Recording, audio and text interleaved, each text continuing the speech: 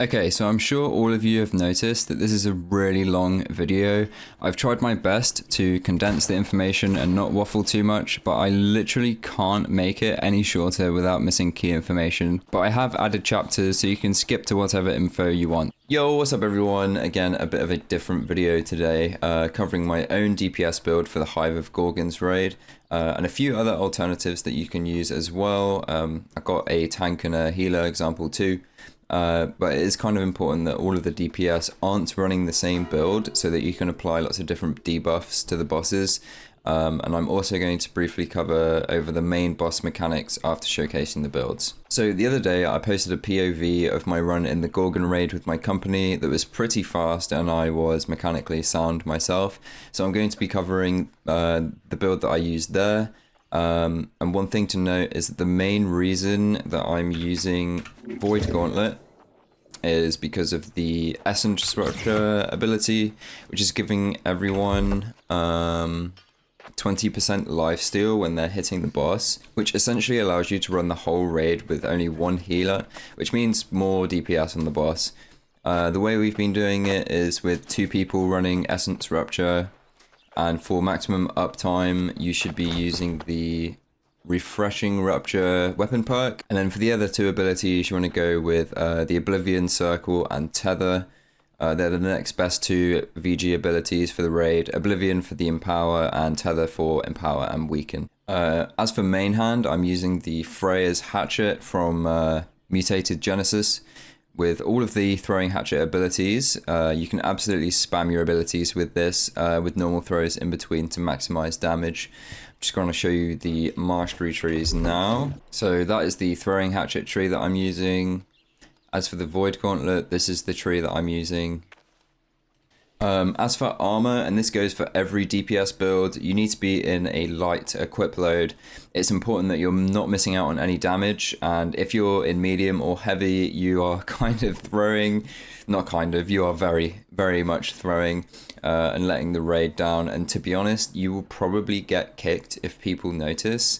As for perks on your armor, you want Enchanted Ward on as many pieces as possible. That's like the main, most important perk that you want to be running. Each boss is mainly going to be doing one type of damage. So the first boss is strike damage, the second boss is slash damage, and the third boss is nature damage. However, the main problem people have in the raid is completing the second boss. So ideally, if you don't want to be swapping lots of stuff out, then you want to be building your build for the second boss. So you'd want to prioritize slash protection slash conditioning. So I'm going to go over my armor here. We've got Freedom, Enchanted Ward, Refreshing. I got this from the Gorgon raid. I just bought this. It has slash conditioning and health on it. Not too bad. Here we've got Enchanted Ward, Strike Conditioning, Health. Again, if that was slash conditioning, it would be better, but it's not too bad. Here we've got Early Aversion, which is just not really helping at all. Refreshing and Strike Conditioning. And then I'm using Tumbler Feet Wraps as well. As you can see from my gear,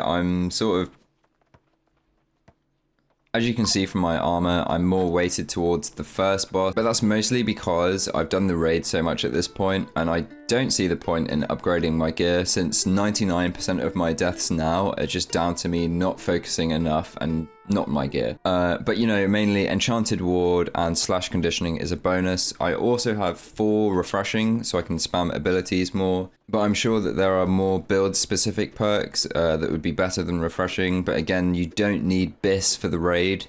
So basically just get some Enchanted Ward gear. If it's a 2-perker, that's absolutely fine. I'm also running a slash protection amulet, the Soul Shroud amulet that you get from Merkguard. You could just use any slash protection amulet. It doesn't have to be perfect. This is also a PvP amulet for me. I use this or Tanglevine amulet. So there are 2 things wrong with it. One is you don't need stamina recovery. The longer Empower or the shirking Empower would be better. And also, I would swap the Opal for an Onyx if I wanted to maximize my damage resistance. But I don't want to keep swapping the gems, so I'm just going to keep an Opal in it. I'd do the same thing for Endless Thirst. I would swap an Onyx into this if I needed to. And that is what I would recommend doing. But again, it's my PvP amulet and I don't want to keep swapping gems. Endless Thirst is also a good earring to use for the raid, especially now that Elemental Band is disabled, which I was never using. But essentially you can bring in some cheap mana pots and use them right before you need to do a bunch of damage. For example, the mob phases of the second boss, when he does like the roar and you know that mobs are going to spawn, you can drink a mana pot and you'll get Empower and Fortify, so you can sort of deal with it a little bit better. As for my attributes on this build, I'm running 350 strength, 150 dex once I have popped my dex food, 25 focus and 100 con. Ideally, since I know how the raid works and I'm fairly experienced, if I swap out my ring to not have constitution on it, I'd run 50 con instead and put leftover points into dex for extra damage. But if you're new to the raid, I recommend 100 con, and when you know what the crack is, you can run 50 con. But basically, as long as you're playing 50 to 100 con, you're fine, and that applies to all DPS builds. Okay, so now I'm going to be going over other build options that you can use, tank, healer, and DPS. So I'm going to be scrolling through this Discord channel made by the one and only beautiful Noctral Loose, a friend and company member that has put together a channel for our company with different options for the raid. So first off, we've got the tank build, where you want to be going SNS Hatchet or SNS Flail. Obviously you need to be using Carnelian gems. This is the Sword and Shield tree that you want to be using for tank. This is the Hatchet tree that you want to be using. And this is the Flail tree that you want to be using if you decide to run Flail. If you are going to run Flail, you want to be using the Power Stone artifact Flail. Hoplite Longsword is a good option. If not, just like a decent close to 700 gear score sword will be fine. Obviously, you want to be running Tower Shield as well if you're not sure. As for healer build, you can go Lifestaff Void Gauntlet, Lifestaff Flail, or Lifestaff Spear. This is the Lifestaff tree that you want to be running. I think you can also swap out. I think you can swap out this for Orb if you wanted to. I think this is Sacred and Divine Embrace. But I'm not really the healer guy. I've never leveled up a Lifestaff, so I'm not really the guy to explain Lifestaff, but there is a tree here if you wish to try that. Yep, right here. It's not perfect, and you can run multiple variations. As long as you run Sacred Ground and Divine Embrace, that goes up to you. Passives are a must. This is a decent Lifestaff that you can use. This is from the Well of Fortune in Cutlass Keys. Blessed, Refreshing Divine Embrace, or a Lifestaff with Fortifying Sacred Ground. Both is good. Again, the Power Stone Flail. If you're going to use a Spear, make sure that you have Javelin and that you have the Sundering Javelin perk, because this is a huge rend, and you want to be applying as many rends as possible to the boss, just so you can kill it faster. It makes a huge difference if you apply lots of different rends on the bosses. So for example, if 3 people have Sundering Javelin, and all 3 of them throw it at the boss at the same time, it only gets 1 stack of rend. So it's not like there are 3 versions of the Javelin rend applied, it's just 1. But if someone throws Sundering Javelin, and someone else uses Rending Throw on the Hatchet, they do stack. This is why you want different builds for the boss. And this is the tree if you want to run Lifestaff Void Gauntlet. As for DPS builds, this tree is looking pretty similar. I'm pretty sure this is the threat perk, so you don't want to use this. Just anything else that looks useful, swap it out for that. And the idea is to main hand the sword because you get like a 10% empower buff for your teammates. So you basically make everyone else stronger as well if you run this. Whirling Blade also inflicts a rend, so you want to be using that, and you can pair it with the Sin for even longer debuffs. And you can use the Butcher. The Butcher is very good, but obviously you can't use that with Sin, or the Hoplite Sword, or just a very decent normal sword. This is the Throwing Hatchet build that I've already covered, so we don't need that. DPS Repair, so this is the mastery tree of the repair that you want to be using. And you want to just spam flurry and then evade, auto attacks, and then flurry again, and that's your rotation. I'm assuming that you want to run repair with spear, because you can apply bleeds with both of the weapons, and you're going to do 15% more damage against bleeding targets. And if you really want to min-max, you can put Disdained Infliction on the finisher as well to extend the dots. And your dots do more damage. And you can also put 2 of the weapon perks on armor. So Omnidirectional Evade is a good one, and Leeching Flurry is also a good one. Since you're going to be melee distance, you're going to be taking a little bit more damage. So Leeching Flurry is pretty good for that. This is the spear tree that you want to be using. You could also, use Javelin with Sundering Javelin, but if someone's already doing that, then it's not necessary. You can just run these three perks. Enfeebling Skewer is a good one because it's going to apply a weaken to the enemy. Leeching Cyclone is also good because, again, when you're melee distance, you're probably going to be taking a little bit more damage, so getting all that HP back is very useful. And then with finisher. As for Firestaff, this is the tree that you want to be using for Firestaff to maximize your damage. And you want to be pairing this with finisher or life taker or sin, all good options. This is the Great Sword tree. I'm assuming you want to be using this with either spear, hatchet, or bow. I've seen a few bow greatsword builds. Usually bow greatsword makes me giggle a little bit because in PvP it's just, I'm not gonna lie, it's really bad.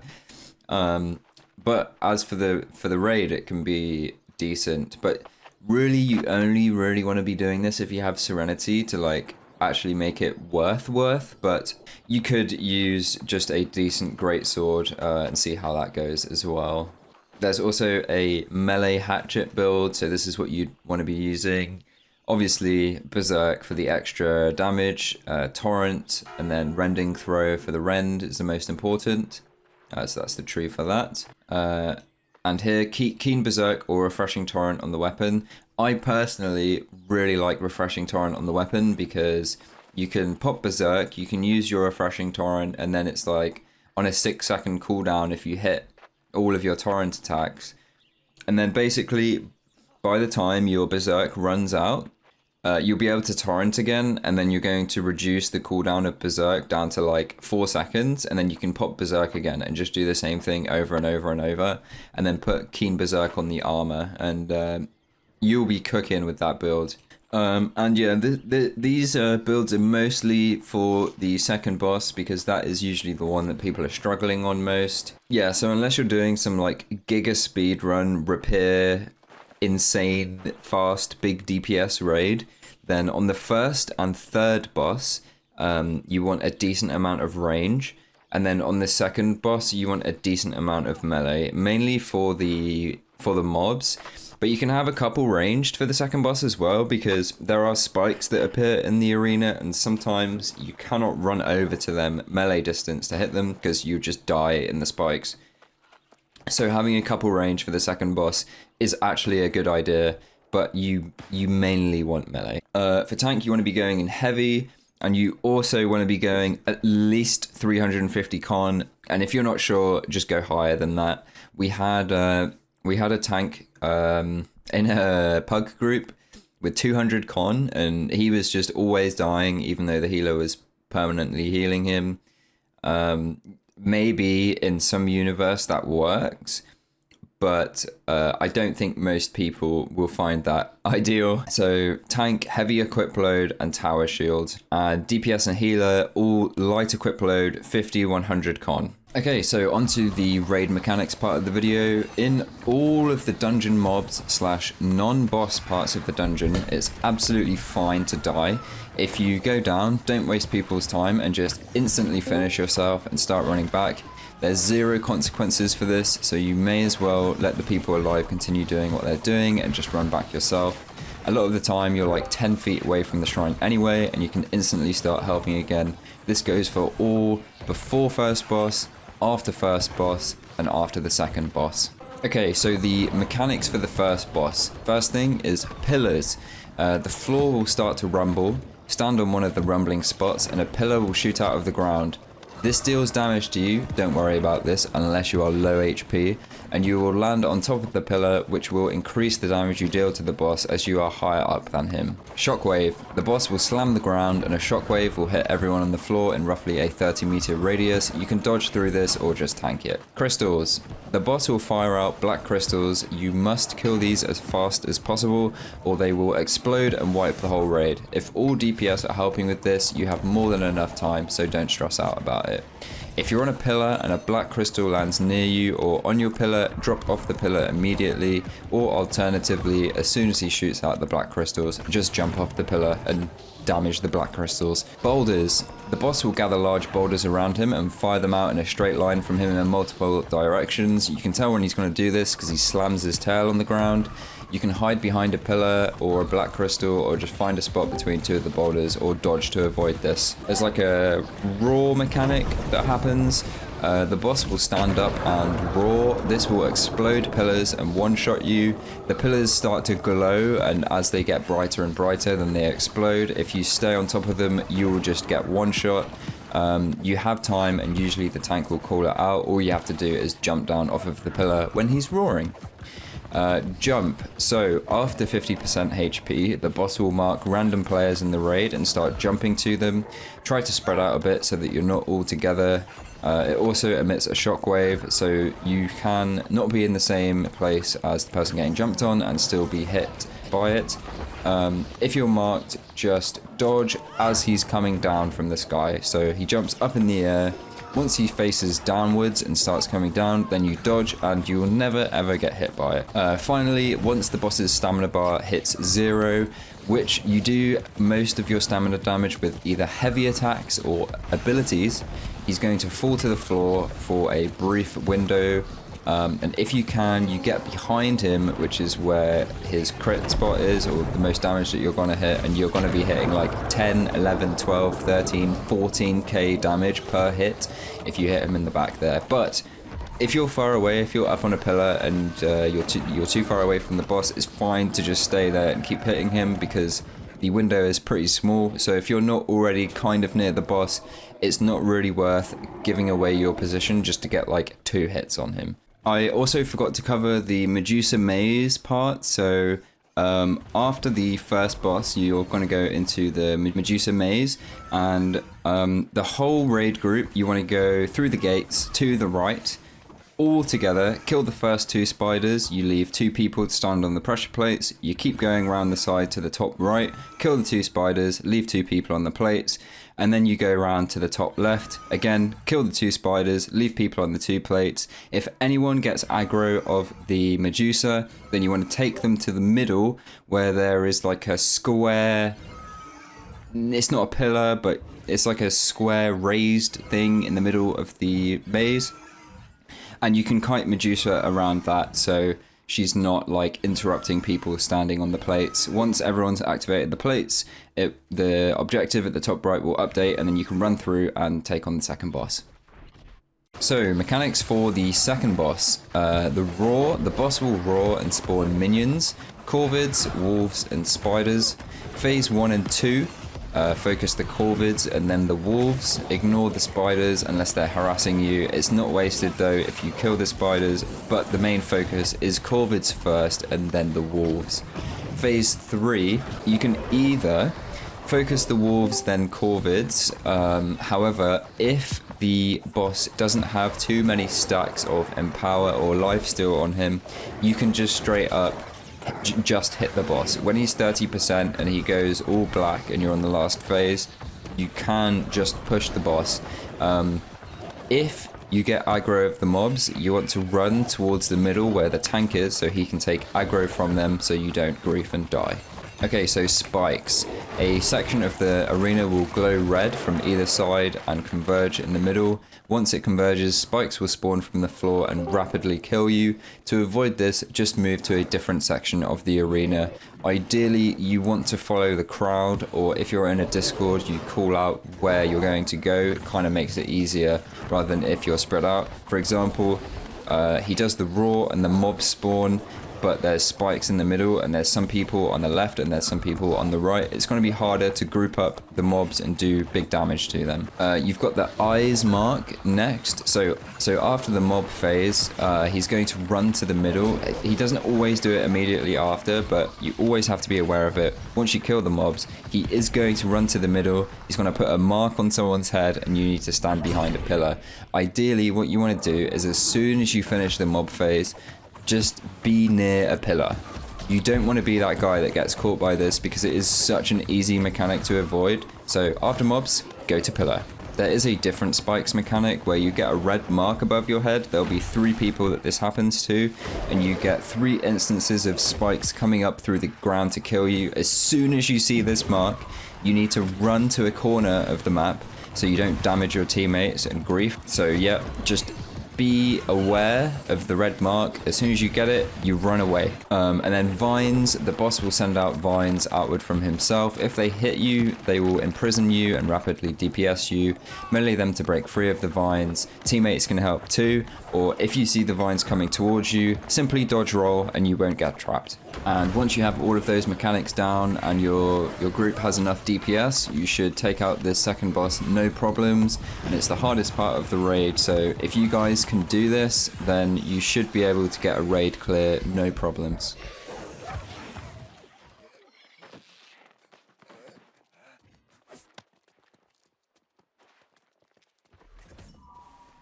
And then mechanics for the third and final boss. First of all, we have the white mist. Stay out of the white mist. It will rapidly apply stacks of a debuff. At 10 stacks, you are stunned for 1 minute until cleansed. So don't stand in it. Flowers. Now there are 3 flowers on the ceiling. When they bloom, they shoot out attacks that can basically one-shot. Prioritize killing flowers over everything else. This includes the flower on the boss's back. It does the same mechanic, so as soon as you see that, take it out. Now for eggs, you can decide with your raid what you decide to do here, but our group has been ignoring the eggs and just DPSing the boss or the flowers, whatever needs dealt with. Eggs are going to spawn mobs, so you just want to take them out. As soon as they spawn, focus the mobs, make sure they don't cause any trouble. There's volcanoes as well. It's like a green bubbly thing on the floor. And you want to use one of the 4 cleansing pillars and throw the cleansing ball at the volcano to get rid of it.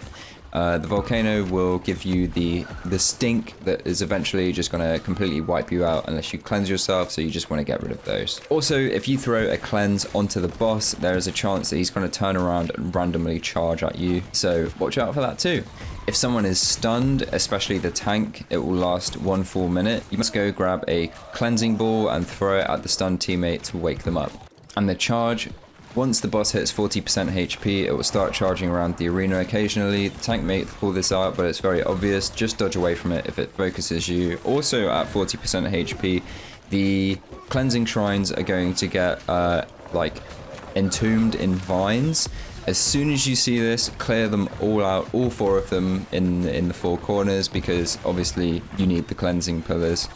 There is one last mechanic. Sometimes the boss kind of pauses and looks at someone and you get like an orange mark on you, and then she's gonna spit at you, and that instantly gives you full stacks of the stink debuff, and you need to get cleansed ASAP if this happens to you. And that is pretty much all of the boss mechanics.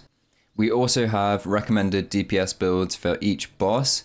So on the first boss, you need range damage. So Freya's Hatchet, Fire Staff. You can use bow as well. On the second boss, you want Hatchet, ranged or melee is good. Serenity, Fire Staff, Spear, Repair is all good options. Third boss is weak to thrust. Eggs are weak to slash. However, you can decide whether you focus eggs or mobs. Range damage is easiest because you're going to be staying away from all of the mechanics that are going to get you killed. So it's recommended for everyone to run Freya's Thrown Hatchet or Fire Staff or Bow. But other options you can go for is Spear, Finisher, Spear, Sin, Spear, Serenity, Hatchet, Fire Staff, and Bow. And then obviously you want your secondary to be applying debuffs as well. And that has covered absolutely everything I can think of. If you have any questions, make sure you ask them in the comments section down below. And please leave a like or subscribe to the channel if you found it helpful and you want to see more content like that. But yeah, again, hope it was helpful and have a good one. Good luck in the Gorgon raids.